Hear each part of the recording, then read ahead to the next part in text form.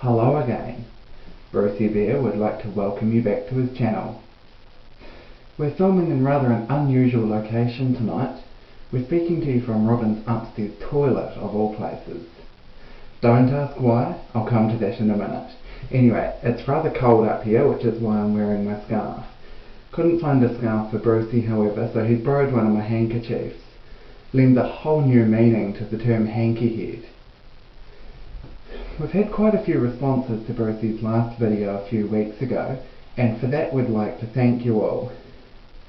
In particular, we were interested by what one young girl from the United Kingdom had to say.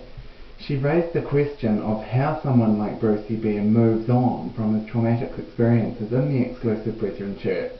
Now, we thought that was quite interesting, and we've been talking about it over the last few weeks.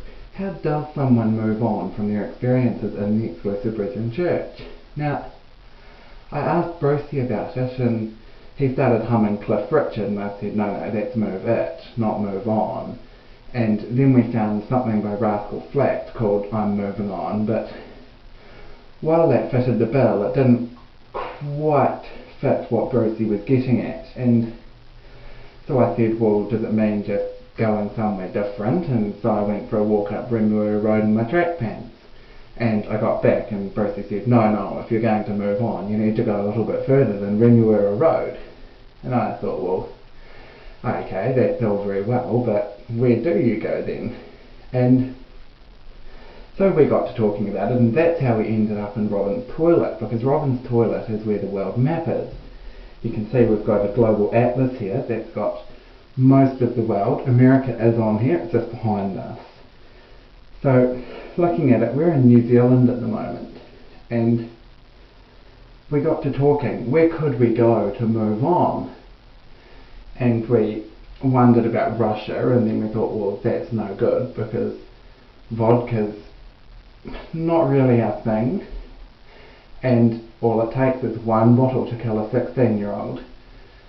And we considered China, and then, fried rice wasn't really our thing either. We tried throwing the dart at the atlas, but we didn't really want to go to Azerbaijan. So, looking at distance here, and we got out the ruler, measured our distances, and the furthest away you can go from New Zealand is actually the United Kingdom. It's right on the other side of the world. So I said to Brucie, well, how about we take a trip to the United Kingdom? And he said, well, that's all very well, but we'd need to check with the local assembly, of course. You see, the Exclusive Brethren can't travel unless the church elders have approved it. So I said to Brucie, well, that's a bit of a problem, because I've been kicked out, so what do we do there? And what we did was we formed our own little assembly.